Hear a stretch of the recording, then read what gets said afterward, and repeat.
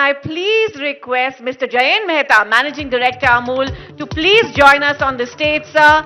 Looking forward to hearing from you, and we'd also like to welcome back on stage Romana to chair this session. Let's have a louder round of applause, please. A very, very warm welcome, sir.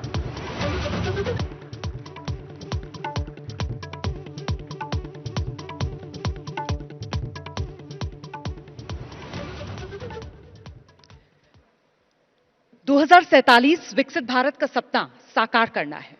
Bharat को विकसित बनना है तो भारत को समृद्ध बनना है। सहकारिता से समृद्ध बनने का जो सफर है वो सबसे शानदार तरीके से हमारे देश में जिसने हासिल किया है वो अमूल, जो देश की सबसे बड़ी दुग्ध सहकारी संस्था है। अमूल देश में सिर्फ टेस्ट ऑफ इंडिया, स्वाद भारत का ही नहीं बल्कि अमूल जो है वो गुणवत्ता और भरोसे का प्रतीक है। और अमूल के एमडी जयंत भाई मेहता हमारे साथ इस वक्त मौजूद हैं यहां मंच पर, जो फिलहाल एमडी अमूल के, लेकिन 3 दशकों से आप अमूल से जुड़े रहे हैं। अमूल की ब्रांडिंग, स्ट्रेटेजी, मार्केटिंग, हर भूमिका में शानदार तरीके से अमूल को आगे बढ़ाने का आपने काम किया है। जोरदार तालियां एक बार जयंत भाई के लिए। और शुरुआत में इस सवाल से करना चाहूंगी कि ये जो भरोसे का सफर है, अमूल मतलब भरोसा और विश्वसनीयता, इतने सालों में उसे कायम रखना, इस चुनौती को कैसे पार पाते हैं आप? सबसे पहले तो इस सत्र में बुलाने के लिए आपका शुक्रिया। 2047 की हम कल्पना कर रहे हैं तो मैं ले जाता हूं आज से 80 साल पहले, 1946 में 1946 देश की आज़ादी के 1 साल पहले अमूल की कल्पना हुई। सरदार वल्लभ भाई पटेल की प्रेरणा से 2 दूध मंडलियों और 250 लीटर दूध से अमूल की शुरुआत हुई। और अभी जो आपका सेशन हमने देखा दीदियों का, लखपति दीदियों का, तो आज गुजरात में 36 लाख ऐसी हमारी दीदियां हैं, हमारी बहनें हैं, माताएं हैं, जो रोज का करीबन 350 लाख लीटर दूध इकट्ठा करती हैं। और हमारी जो 18,600 गांव हैं गुजरात में, वहाँ से ये दूध इकट्ठा होके हमारे 112 डेयरी प्लांट्स में आता है और वहाँ से लेके अमूल का जो कारोबार शुरू होता है, देश भर में करोड़ों नागरिकों तक अमूल के प्रोडक्ट्स पहुँचते हैं। 50 से ज़्यादा प्रोडक्ट्स हैं हमारे, 1200 से ज़्यादा पैकिंग है और देश भर में 28-30 लाख दुकानों में अमूल का माल बिकता है। और पिछले साल अमूल ब्रांड का टर्नओवर करीबन 90,000 करोड़ रुपए हुआ। तो देश की सबसे बड़ी फूड और एफएमसीजी ब्रांड और विश्व की सबसे स्ट्रॉन्गेस्ट फूड ब्रांड बनने का श्रेय अमूल को मिलता है, पर इसका श्रेय जाता है हमारे किसानों को, हमारी दूध उत्पादक माता और बहनों को। तो उनके परिश्रम से जो ये यात्रा होती है, शुरू तो हुई और रोज कायम होती है, उसकी वजह से आज अमूल करोड़ों कस्टमर्स के लिए देश भर में, विश्व भर में टेस्ट ऑफ इंडिया जैसे आपने कहा, पर मोस्ट ट्रस्टेड ब्रांड भी बना है। तो इसके जो पहलू हैं कि किसानों की मालिकी है, वैल्यू फॉर मनी, जो कस्टमर को सबसे अफोर्डेबल प्रोडक्ट चाहिए वो ये ब्रांड पहुंचाता है, सबसे वाजिब दाम में सबसे बेस्ट क्वालिटी का प्रोडक्ट और उनकी पसंदीदा की जगह पे वो अब उपलब्ध होता है। तो ये तीनों चीज़ों का जो मिश्रण होता है उसकी वजह से आज अमूल ने ये स्थान बनाया है देश में। और जैसे हम 2047 का सपना देखते हैं तो भारत आज विश्व में सबसे बड़ा दूध उत्पादक देश बना है और 1/3 दूध अगले 10 साल में विश्व का भारत में उत्पादन होगा, जो आज करीबन 1/4 है। तो विश्व भारत को डेयरी टू द वर्ल्ड बनाने का भी जो सपना हमारे किसानों ने देखा है वो भी पूरा हो जाएगा। सहकारिता के माध्यम से हो रहा है, ये भी हमारे लिए एक बड़ी उपलब्धि है और प्रोफेशनल मैनेजमेंट और फार्मर लीडरशिप की वजह से हो रहा है। ये एक इसका यूनिक स्ट्रेंथ है। जैन भाई, मेरे मन में एक सवाल है, मतलब हमारे सामने अमूल के तौर पर एक सक्सेस स्टोरी है। दूध जो कि एक पेरिशेबल आइटम है, बावजूद इसके और इतने किसानों के उत्पाद जो दूध के कंपैरिजन में तो कम पेरिशेबल है, उसको लेकर हम इस तरीके का कोई और सहकारिता आंदोलन क्यों नहीं खड़ा कर पाए? ये एक बहुत ही ज़रूरी सोच है। हाँ। और जैसे ही कहा दूध 2 घंटे 3 घंटे में वो जाते, तो दूध का जो नेटवर्क हमने बनाया, गांव में ही दूध ठंडा करो, हर एक लीटर दूध जो हर एक किसान देता है, कोई 300 ml देता है, कोई 3 लीटर देता है, कोई 30 लीटर देता है, सबका टेस्टिंग करो और गुणवत्ता के मानक पे आप उसके दाम तय करके किसानों के बैंक अकाउंट में ये पैसा पहुंचाओ। और उसके बाद जो प्रोडक्ट की प्रोसेसिंग की जर्नी है वो हमने देखी। तो देश में आज दूध सबसे बड़ा एग्रीकल्चरल प्रोडक्ट बन चुका है। दूध की जो वैल्यू ऑफ आउटपुट है, जिसमें करीबन 8 करोड़ परिवार डिपेंडेंट है, वो गेहूं, चावल, ऑयल सीड्स सबको मिला के भी उससे ज्यादा है। तो इंडिया का मिल्क प्रोडक्शन बहुत कम था, लेकिन बिकॉज ये संगठन हुआ, कोऑपरेटिव क्षेत्र हुआ, तो उसकी वजह से लार्जेस्ट एग्रीकल्चर प्रोडक्ट बना। पर आपने जैसे कहा कि और कैटेगरीज में भी हम डेयरी के मॉडल पे, कोऑपरेटिव मॉडल पे कैसे काम करते हैं, तो इसमें ये सोच और विचार आई भारत सरकार की ओर से, जब 3 साल पहले एक केंद्र में सहकार का मंत्रालय बना, जिसका नेतृत्व श्री अमित शाह जी कर रहे हैं। तो उन्होंने ये सोच लगाई कि हम और कैटेगरीज में इसको कैसे लेके जाएं। तो उनके विजन से अभी 3 मल्टी स्टेट कोऑपरेटिव्स का गठन हुआ है, जिसमें हम प्रमोटर भी हैं। एक नेशनल कोऑपरेटिव एक्सपोर्ट्स के लिए, एक नेशनल कोऑपरेटिव ऑर्गेनिक्स के लिए, और तीसरी है सीड्स के लिए।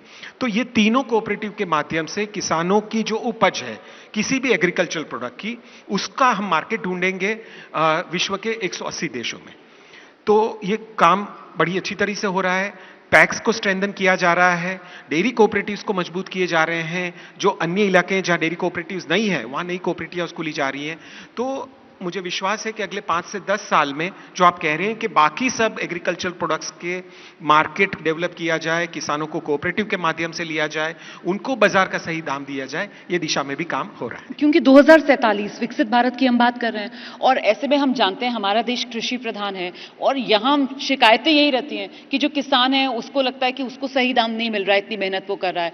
वहाँ ग्राहक हैं, हम जैसे कंज्यूमर, हमें लगता है हमें प्योर चीज नहीं मिल रही है, अच्छी चीज नहीं मिल रही है। तो वो गैप है, सारा खेल उस गैप को फिल करने का है। तो यही सबसे इंपॉर्टेंट चीज है। जैसे मैंने कहा, value for money for the customers, आंख मूंद करके आप प्रोडक्ट्स खरीद सकते हैं, वैसा विश्वास होना चाहिए, और किसान को भी सबसे उचित दाम मिले। तो मुझे बताते हुए खुशी हो रही है कि आज अगर 100 रुपए आप अमूल के किसी प्रोडक्ट के लिए आप खर्च करते हो, तो उसका 80% किसानों की जेब में जाता है। तो ये विश्व में सबसे highest consumer to producer transfer का एक नमूना है। कोई भी डेवलप्ड कंट्री हो, उसमें किसान को कंज्यूमर जो खर्च करता है डॉलर, रुपी या पाउंड, उसका सिर्फ 1/3 हिस्सा मिलता है। भारत में अमूल में 80% मिलता है। इसमें जो है वो टेक्नोलॉजी और जो सप्लाई चेन है, उसका इसमें कितना रोल है? तो ये पूरा एक आउट टू कंज्यूमर का जो सप्लाई चेन हम कहते हैं, जिसमें किसानों की मालिकी तीनों चीजों में है। ठीक है। मिल्क प्रोडक्शन में, हाँ। प्रोसेसिंग में और मार्केटिंग में। तो बिकॉज ये fully integrated farmer own structure है, उसकी वजह से ये हो रहा है। तो अगर यही चीज हम और सेक्टर्स में रेप्लिकेट करेंगे, तो आप विश्वास कर पाओगे कि यही चीज और एग्रीकल्चर प्रोडक्ट्स में भी होगी। कस्टमर्स को बेस्ट क्वालिटी प्रोडक्ट्स मिलेंगे वाजिब दाम में, और उसका सबसे ज्यादा ट्रांसफर है पैसे का, वो किसान के अकाउंट तक जाएगा। क्योंकि आपने बताया कि जब से सहकारिता मंत्रालय बना है, तब से इस दिशा में मजबूती से कदम उठाए जा रहे हैं। तो कुछ आप जानकारियां साझा कर पाएंगे, वो कुछ और खासतौर से उत्पाद कृषि के, जिनको लेकर आसानी से इस दिशा में आगे बढ़ा जा सकता है? भारत विश्व में जैसे दूध में तो नंबर 1 उत्पादक है, वैसे गेहूं में, राइस में, इस सब में काफी आगे है। इवन फ्रूट्स एंड वेजिटेबल्स में भी हमारा स्थान काफी बड़ा है। मेन इश्यू आता है कनेक्ट करने का प्रोड्यूसर को कंज्यूमर के साथ, और जब बिचौलिए बीच में आ जाते हैं तो हम देखते हैं कि एक साल टमाटर की फसल ज्यादा हुई तो दाम कम हो गए, फसल कम होने का अंदेशा हुआ, भाव 2-4 गुना हो गए। तो सभी चीज जो हम रेगुलर फ्रूट्स एंड वेजिटेबल्स खाते हैं, या हमारी जो मेन सीरियल्स हैं जिस पे हम लोग डिपेंडेंट है, फिर कई चीजों में फोकस नहीं होने की वजह से उसके प्रोडक्शन पे जोर नहीं दिया जाता है, और वो चीजें हमें आयात करनी पड़ती है। खास करके ऑयल सीड्स हुए, ऑयल हुआ, या इवन पल्सेस हुए। तो ये जो सिस्टमैटिक ढंग से कोऑपरेटिव स्ट्रक्चर को डेवलप करके किसानों को इन संस्थाओं से जोड़ के ये जो काम हो रहा है, उसकी वजह से अक्रॉस द सेक्टर्स हम इसका फायदा दे पाएंगे। और मुझे खुशी होती बताते कि 10,000 से ज्यादा पैक्स हैं, कोऑपरेटिव संस्थाएं हैं, जिनके 1 करोड़ से ज्यादा मेंबर्स हैं, वो ऑलरेडी ये तीनों मल्टी स्टेट कोऑपरेटिव से जुड़ चुके हैं। अच्छा। तो ये एक बहुत बड़ी डेवलपमेंट है। देश में करीबन आज 29 करोड़ लोग हैं कोऑपरेटिव संस्थाओं से जुड़े हैं। और आपने जैसे विकसित भारत की बात की, अभी हमारा इमीडिएट सपना है $5 ट्रिलियन इकोनॉमी का, उसमें से $1 ट्रिलियन तो सिर्फ कोऑपरेटिव सेक्टर से ही आएगा अगले कुछ सालों में। अभी कितना आ रहा है? अभी ऑलमोस्ट उससे आधा आ रहा है। अच्छा। पर अभी ये संस्थाएं बिखर के काम कर रही हैं, तो नई मंत्रालय जब बनी तो इन सब संस्थाओं को जोड़ने का काम किया, और उसकी वजह से जो इम्पेटस मिल रहा है इस सेक्टर को, वो काफी अच्छा हो रहा है। तो मतलब ये तो फिर हम आने वाले 2 साल में ही अचीव कर लेंगे ये टारगेट? ये अगले 3 से 5 साल में ये डेफिनेटली, जब भारत का $5 ट्रिलियन इकोनॉमी का सपना सच होगा, हाँ। तो कोऑपरेटिव सेक्टर का भी $1 ट्रिलियन का इकोनॉमी का सपना डेफिनेटली सच होगा। ठीक है। अब जैन भाई, मुझे थोड़ा अपने सफर के बारे में बताइए। 3 दशकों से आप अमूल से जुड़े हुए हैं। एमडी के तौर पर जब आपने जिम्मेदारी निभाई, तब वो कौन सी पहलू या प्राथमिकताएं जो आपके जहन में रहीं? वेल काम तो जो संस्था कर रही थी उसके साथ जुड़ने का मुझे चांस Continuation मिला, में, जी, जी। कंटिन्यूएशन था, जी। प्लस एक चेंज की अपॉर्चुनिटी थी कि हाँ। किस तरह से इस ब्रांड को कंटेम्प्रेरी किया जाए हाँ। और नए जनरेशन की रिक्वायरमेंट्स को मीट करके इसको हम कैसे आगे बढ़ाया जाए। तो मेन फोकस है इस ब्रांड का वैल्यू एडिशन का, मूल्य वृद्धि कैसे करें और कंज्यूमर की रिक्वायरमेंट को कैसे पूरा करें। तो ये संस्था के सभी लोगों ने मिलकर इस दिशा में तय किया। मेरा तो काम उस साथ देना था और साथ आगे बढ़ाना था, पर सबने मिलके, जैसे 36 लाख किसान परिवार हैं, 18 जिला संघ हैं, 30,000 जितने हमारे कर्मचारी हैं, 18,600 गांव में दूध मंडियां हैं, 20,000 से ज्यादा डिस्ट्रीब्यूटर हैं, 30 लाख से ज्यादा रिटेलर हैं। तो ये सबको साथ में मिलके ये काम करते हैं। हम लोग एक टोटल क्वालिटी मैनेजमेंट का मॉडल है, TQM के माध्यम से करते हैं, ताकि सबको पता चले कि अगर संस्था का कोई गोल है तो उस गोल को अचीव करने के लिए हमारा क्या रोल होना चाहिए। तो फिर हमने कई मुद्दों पे काम करना शुरू किया, डिस्ट्रीब्यूशन एक्सपांशन पे, प्रोडक्ट की मार्केटिंग डेवलप करने के लिए 1200 से जितने पैकिंग है, हर एक पैकिंग को हम कैसे उसका उचित मार्केट देने की कोशिश करें, हर कस्टमर तक वो प्रोडक्ट्स पहुंचाए जाए, सप्लाई चेन को कैसे फास्ट किया जाए, एज ऑफ स्टॉक को बहुत क्लोजली मॉनिटर करके बहुत स्पीड से डिस्ट्रीब्यूशन किया जाए। ब्रांडिंग का जो अमूल का जो एक स्ट्रेटेजी है वो बहुत ही लो कॉस्ट मॉडल पे है। हम हमारे टर्नओवर का सिर्फ 1% से कम हिस्सा एडवर्टाइजिंग में खर्च करते हैं, क्योंकि हमको कस्टमर से कमाया गया सबसे ज्यादा पैसा किसानों तक देना है। तो उसी मानक में रह के मार्केटिंग को, एडवर्टाइजिंग को, ब्रांड बिल्डिंग को स्ट्रांग करना और साथ में प्रोबायोटिक्स जैसी कैटेगरी को बढ़ाना, प्रोटीन जैसी कैटेगरी में काम करके नए विश्व में पहली बार प्रोडक्ट्स को डेवलप करना, ऑर्गेनिक्स जैसे क्षेत्र में जाएं ताकि लोगों को केमिकल फ्री, पेस्टिसाइड फ्री खाना दे सके और अमूल का प्रोडक्ट रेंज एक्सपांड हो, ताकि आप अपने किचन में जो भी आइटम्स खरीदते हैं, आटा हुआ, दालें हुई, चावल हुआ, चाय, शुगर, गुड़, मसाले, वो सब भी हम ऑर्गेनिक में अगर लेके आएंगे तो ब्रांड का डेवलपमेंट होगा, बिजनेस का बढ़ावा होगा और साथ साथ में जो किसान ये प्रोडक्ट का उत्पादन करते हैं उनको भी एक मार्केट एक्सेस मिलेगा। तो ये कई सारे आयाम पे काम अभी हो रहा है और मुझे बताते हुए खुशी हो रही है कि पिछले साल हमने अगर 90,000 करोड़ का टर्नओवर किया, इस साल के अंत में अमूल 1 लाख करोड़ टर्नओवर वाली ब्रांड भी बन जाएगी। 1 लाख करोड़ टर्नओवर वाला ब्रांड हमारा अपना अमूल। मार्केटिंग की आपने स्ट्रैटेजी की बात की, आपने बताया कितना कम आप लोग उसमें खर्च करते हैं, लेकिन अमूल की मार्केटिंग ऐसी है कि कोई ऐसा नहीं होगा जिसको अटली बटली डिलिशियस अमूल ये लाइन ना याद हो। मतलब बचपन से, छोटे से बच्चे से लेकर बड़े बूढ़ों तक ये तो बिल्कुल रटी हुई लाइन है।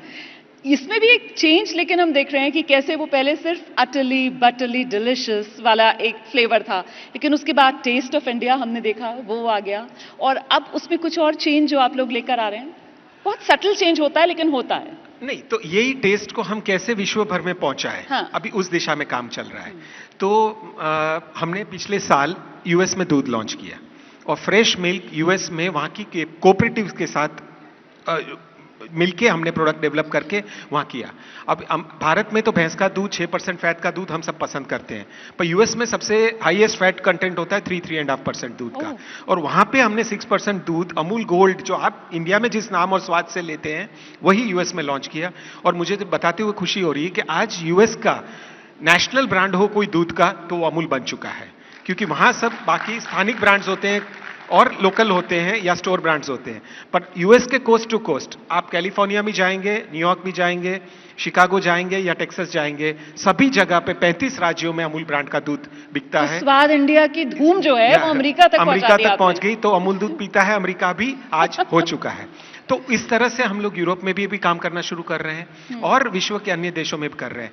तो ये जो टेस्ट ऑफ इंडिया है अगर जाता है विश्व में, माननीय प्रधानमंत्री जी का एक विजन रहा है कि भारत के हर फूड आइटम विश्व के हर डाइनिंग टेबल पे होने चाहिए।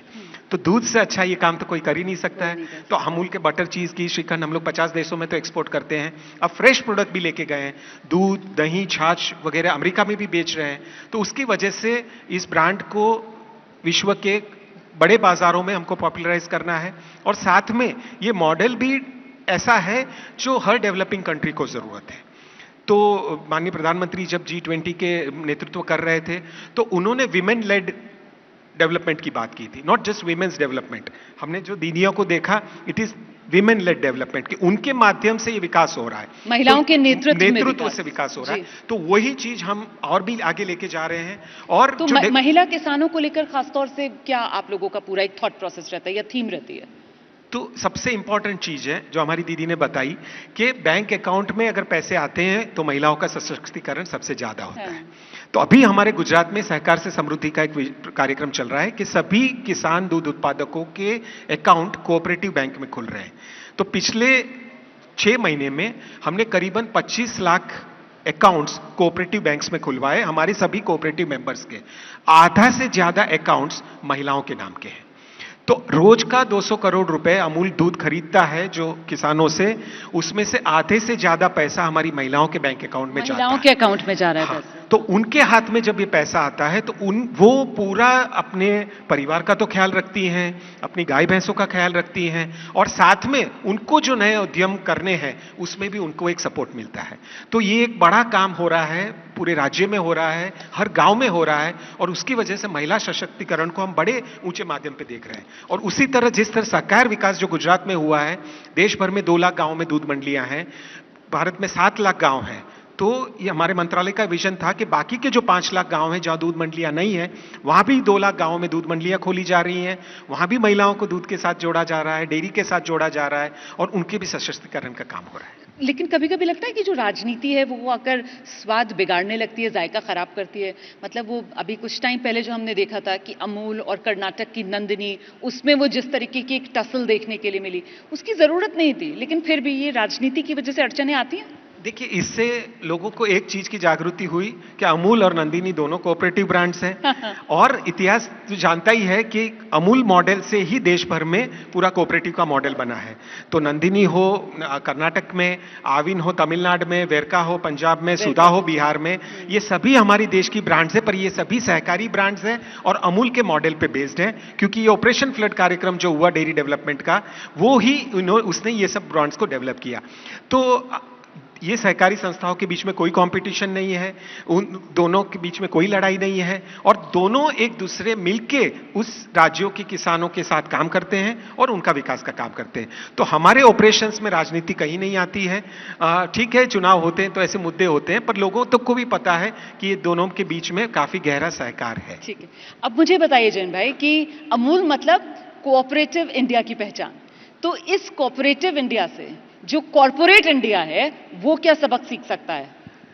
अमूल की जो 2 स्ट्रेंथ्स हैं और कोऑपरेटिव मॉडल की जो स्ट्रेंथ्स है, फार्मर लीडरशिप और प्रोफेशनल मैनेजमेंट। तो सबसे ज्यादा लोग मिलके जो हैव नॉट्स कहते हैं, क्योंकि सब ने इसमें कोई पूंजीपति नहीं है, सब महिलाओं, सब किसानों ने 10-10 रुपए का शेयर लेके इस सहकारी उद्यम के मेंबर्स बने हैं, और उन्होंने ये ब्रांड बनाई है, और देश की और विश्व की सबसे स्ट्रॉन्गेस्ट ब्रांड भी बनी है। तो मिलके जब लोग काम करते हैं, निष्ठा से काम करते हैं, सहकारी भावना से काम करते हैं, तो सबका विकास जरूर होता है। तो जो सहकार से समृद्धि का जो स्लोगन है, उसको अगर जमीन पे उतारा है तो ये सहकारी ब्रांड्स ने उतारा है, कोऑपरेटिव मॉडल ने उतारा है, और ऑब्वियसली इसके लिए सबको एक दूसरे से सीखना है। प्रोफेशनल मैनेजमेंट हमको प्राइवेट सेक्टर से सीखना है, कोऑपरेटिव लीडरशिप उनको हमको सिखानी है, और दोनों मिलकर अगर काम करते हैं तो देश का जो सपना है विकसित भारत का, वो जरूर पूरा हो जाएगा। लेकिन आपकी तो ये काबिलियत है ना कि आप तो कॉर्पोरेट सेक्टर को, और वो भी बड़ी बड़ी एमएनसीज आई, लेकिन आप लोगों के सामने तो नहीं टिक पाई एफएमसीजी में। जी बिल्कुल, वो तो कंपटीशन का और कंज्यूमर को समझने का जो एक गुण है, वो इस संस्था में के पीडीए में पहले से है, और उसी वजह से आज इस ब्रांड हर कस्टमर तक पहुंच पा रही है। जैसे आपने कहा, अक्रॉस जनरेशंस पहुंच पा रही है, उनकी फ्यूचर की नीड्स को एंटिसिपेट अगर काम करोगे तो डेफिनेटली रिजल्ट्स तो अच्छे आएंगे, और आप किसी को भी बीट कर पाओगे, not just local companies, regional companies, multinationals, but anywhere in the world you can demonstrate the power. अगर मैं गलत नहीं हूँ, अमूल टेस्ट ऑफ इंडिया, आपने जैसे कहा, अब तो अमूल टेस्ट ऑफ अमेरिका भी बन गया है जी, अमूल दूध पीता है अमेरिका। फिलहाल 50 ऐसे देश हैं जहां पर अमूल के प्रोडक्ट्स जो हैं वो पहुंच रहे हैं, तो आने वाले समय में एक्सपेंशन को लेकर क्या प्लान है अमूल का? तो जैसे मैंने कहा कि जो मार्केट अपॉर्चुनिटी हमको मिलती है उसको हम आगे बढ़ के करेंगे, कंज्यूमर प्रोडक्ट्स को डेवलप करेंगे, कमोडिटीज को डेवलप करेंगे, फ्रेश प्रोडक्ट को भी डेवलप करेंगे। 2-3 समस्याएं इसमें यह है कि फ्री ट्रेड एग्रीमेंट्स होते हैं जो उनके माल को हमारे देश में लाने की कोशिश करते हैं। तो यहाँ पे दूध एक लाइवलीहुड का इश्यू है। 8 करोड़ परिवार इसके पर डिपेंडेंट है लाइवलीहुड के, तो हमारी सरकार भी जागरूक है कि हम किसी को सस्ते में एक्सेस ना दें हमारे मार्केट्स के लिए, और साथ में जो विदेशी मार्केट्स के जो नॉन टैरिफ बैरियर्स है उसको भी हमको एड्रेस करना है जी। पर सबसे बड़ी चीज यही है कि अगर विश्व का 1/3 दूध अगर भारत में अगले 10 साल में उत्पादन होने वाला है, तो हमारे दूध की, हमारे बेस्ट क्वालिटी प्रोडक्ट्स की विश्व को रिक्वायरमेंट रहने ही वाली है, उतना हमें विश्वास है। चलिए, देश को भरोसा है कि आप ये जो जिम्मेदारी आप पर आएगी इस पर खरा उतरेंगे और ये विकसित भारत 2047 का जो सपना साकार हम सबको मिलकर करना है, उसमें अमूल भी अपनी एक विकास गाथा जरूर जोड़ेगा। बहुत धन्यवाद इस मंच पर आने के लिए। Thank you so much. Thank you.